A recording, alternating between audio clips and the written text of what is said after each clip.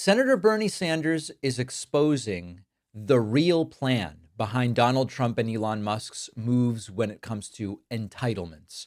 What do you do when you want to destroy a government program that people overwhelmingly support? You don't just come out and say, we're taking away your benefits. No, you sabotage the system. You make it inefficient and dysfunctional and slow and frustrating until people start saying, man, this thing really sucks. And then you have the justification that you maybe need to take it private. That is exactly what Donald Trump and Elon Musk would love to do with Social Security. Bernie Sanders laid it out perfectly yesterday, speaking to Anderson Cooper. Let's take a listen. So, I mean, what do you make of his desire to cut entitlements? He says he wants to go after waste and fraud, and the reason you just heard him use. Well, he has called Social Security a Ponzi scheme. They have already laid off 2,500 employees of the Social Security Administration. Anderson, I think I speak for probably every member of the Senate in that the calls that we get in large numbers are people who are saying, I'm trying to get a hold of Social Security. I got a disability issue. I can't get a hold of anybody. And the reason is the Social Security Administration today is understaffed. There are estimates out there that tens of thousands of people with disabilities die while they're waiting for those benefits to come to fruition. They apply, they're waiting. And now if you do, as Musk and others are proposing, not only 2,500 Social Security employees, they want to cut half of the Social Security employees. That will be a disaster. That will mean that millions of people who will, calling up, they're not going to get an answer. So if you ask me, I think this is a prelude not only to cutting benefits, but to privatizing Social Security itself. I think that's in the back of their mind. If you make the system dysfunctional, right, why would anybody want to support it? And that's consistent with what Trump said in his State of the Union address. Oh, there are millions of people, thousands of people, 200 years old and 150 years old.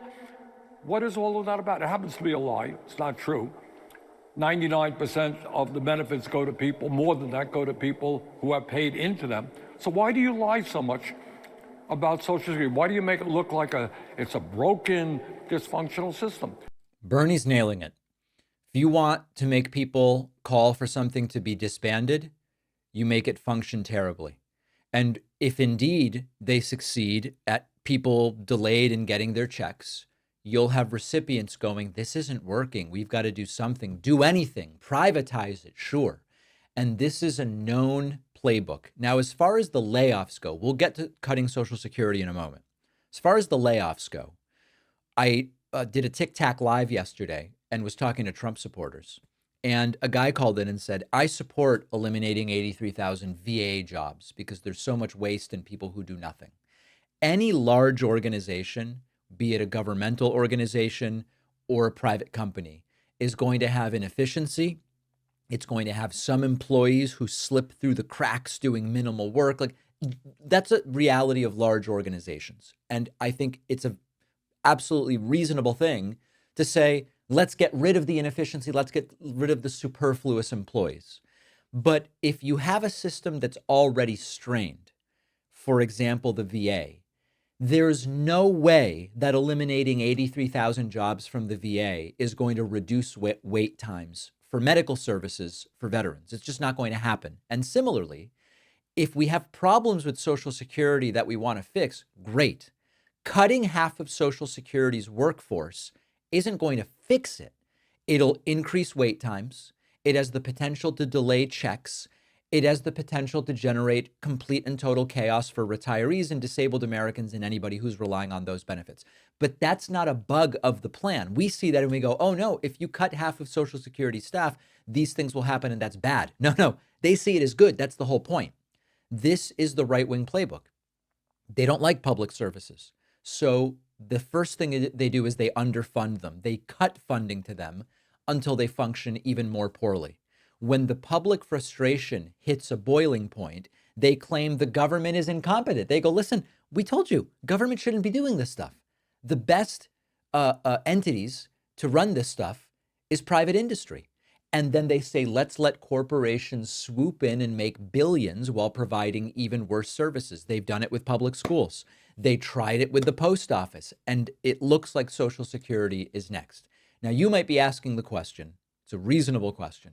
Why is Elon Musk suddenly interested in this? Elon despises Social Security. He thinks it's a waste of money. He said he doesn't believe the government should be in the business of providing retirement benefits. And just last week, he said it's the biggest Ponzi scheme in the country, in the world, in history. He said it to Joe Rogan. We talked about it. Why? Because billionaires like Elon Musk and his right-wing friends want that money in the stock market. They don't want it in a program that guarantees seniors can retire with dignity. They want to put all the money in the stock market, and who will manage the privatized retirement accounts if they succeed? It'll be the Wall Street firms owned by their billionaire buddies, raking in fees while taking absolutely zero risk themselves, but putting your retirement money at risk. Trump floated ideas like this back in 2020, and he's dodged questions ever since. Republicans have been obsessed with privatization for decades, and now Elon Musk, who has spent the last year cozying up to Donald Trump, wants the exact same thing. So don't make a mistake. This is not really about efficiency. It's not about fixing Social Security. It's about gutting one of the most popular and successful government programs in the US so that billionaires can get even richer. I proposed this as a general impetus for what they're doing last Monday. And every indication is that that's the plan. Bernie now realizes it, and more people are starting to get it. I have a book coming out. I've spent a long time working on this. I couldn't be more excited to share it with you. It is called The Echo Machine, and it answers a crucial question. How did American politics get so broken? And just as importantly, how do we fight back effectively before it's too late? Trump back in the White House, damage piling up, an administration filled with extremists and loyalists, attacks on democratic institutions, policies hurting working people. If you've felt like you're screaming into the void and watching democracy slip away, my book, The Echo Machine, will help you make sense of what's happening and also give you an idea of what we can do about it. Go to davidpakman.com/echo or find it on Amazon, Barnes & Noble, Audible, Kindle, anywhere books, ebooks, and audiobooks are sold. You can also call any local bookstore and say, I'd like David Pakman's The Echo Machine from Beacon Press. Pre-orders make a huge difference. Please support the book at davidpakman.com/echo.